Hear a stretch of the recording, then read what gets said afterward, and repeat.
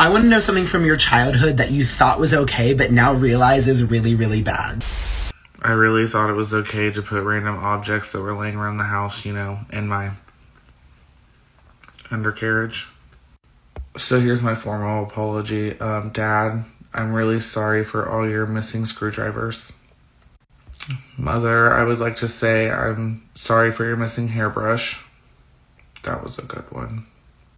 To my sister, I would like to apologize for the missing mascara tubes. And to my family in whole, no pun intended, I would like to apologize for the missing Sharpies, any other marker, or the fat pens. I'm sorry that those were always gone.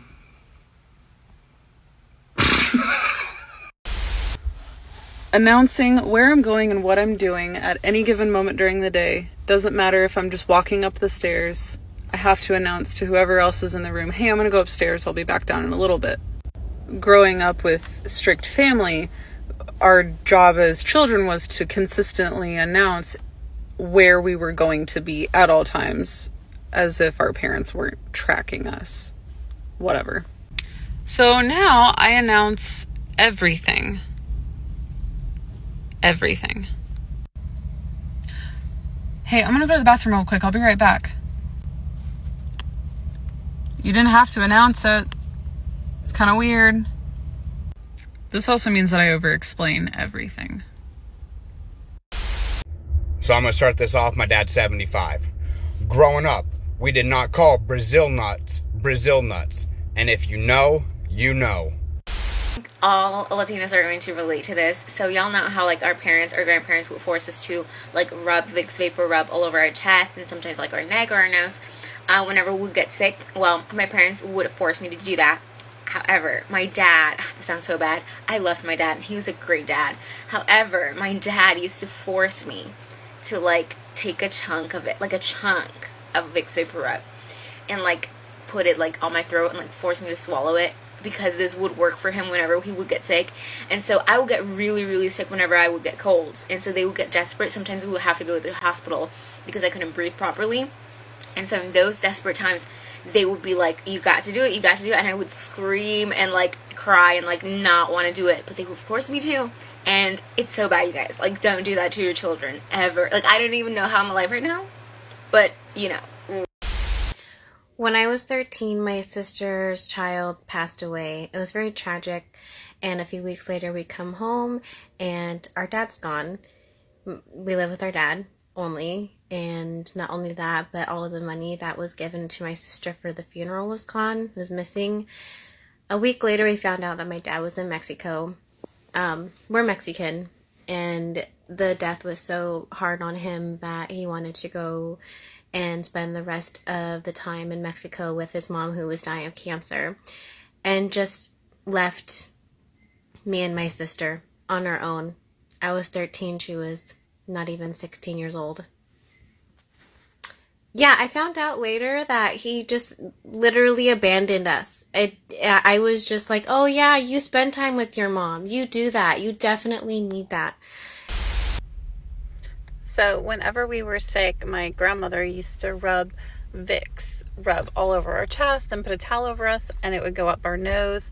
And so 17 years ago, when my mom first got diagnosed with lung cancer, the pulmonologist said at first he thought it was just Vicks Vapor Rub scarring of your lungs, because I guess the camphor and the eucalyptus oil is not safe for your nasal cavities.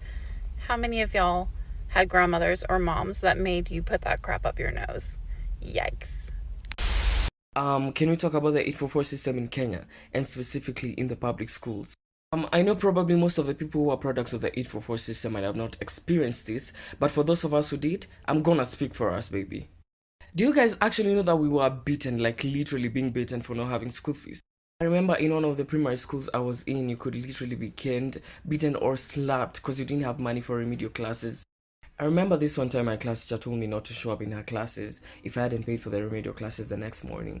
And I did. And when I did the next morning, she called me out and she slapped me in front of the whole class. I'm not even lying. Like, she slapped me twice, and I cried all the way home. Remember, I was like 10 or 11 years old. Something else I was really messed up about public schools is telling kids to show up really early for school. Like, you're supposed to be in class by 6 a.m. If not so, you are being beaten. Okay, when I was in second grade, during story time, our teacher would be sitting in her chair and all of us little kids would be sitting on the floor. She would have us massage her calves.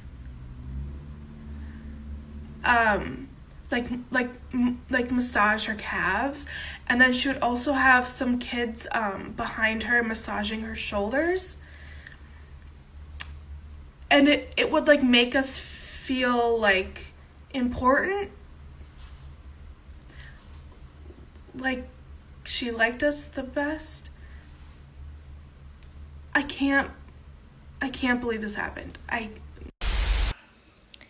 My mom thought that it was a good idea to leave me at 10 and a half home alone every day from 6 a.m. to 3 p.m. with a newborn and my 5-year-old brother.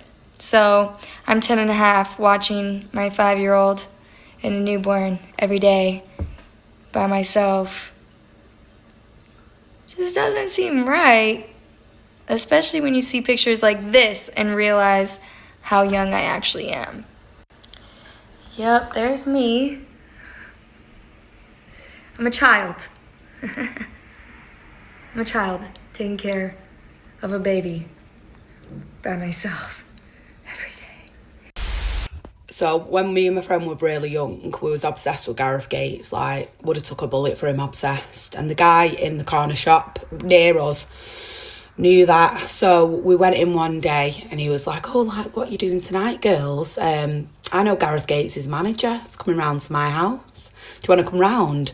But don't tell anyone, come on your own. So obviously we fucking ran home, putting our makeup on. My mum come barging in my room like, where the hell are you going? Fucking 12 years old, slapping makeup on. So we just said, just proper casually. Oh yeah, we're just going round to that guy from the corner shop's house. He knows Gareth Gates, his manager. We're going to meet him. Needless to say, he was a fucking pedo. Yeah, my mum went round and absolutely went mental, and I didn't speak to her for weeks because I thought it was her fault I never met Gareth. Okay, so if you know me in real life and you see this, you didn't see this. For the love of God, don't tell my family that I posted this. They'll be pissed.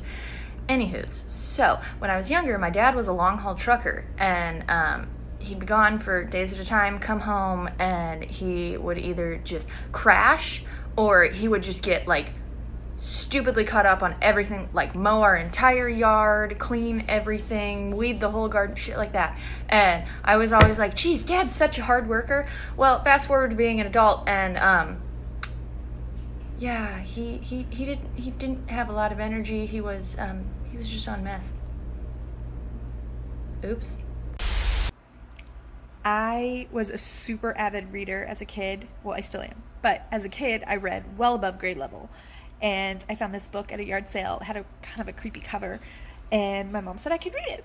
And it was about these kids who their dad dies and their mom takes them to go live with their grandparents. But the thing is that the grandfather didn't know they existed. So they had to be kept a secret until she could tell the grandpa that they existed. And then they would get to live in this big mansion and they would have all this land to play on, and it was going to be a fantastic life for them. It was 2 brothers and 2 sisters. So they sneak there in the middle of the night, and they get ushered up to the attic where they have to hide for just a few days. But the attic was really cool and set up really fun, and they were going to make it an adventure for their little brother and their little sister. And it was all going to be great. It was all going to be great. V.C. Andrews.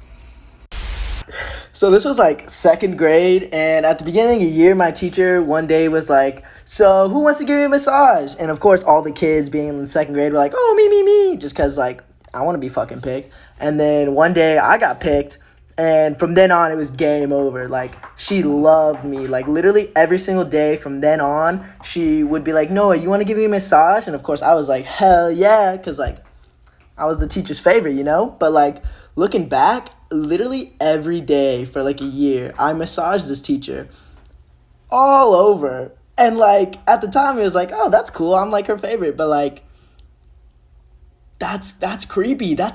She would just have second graders massage, like I would massage her everywhere. And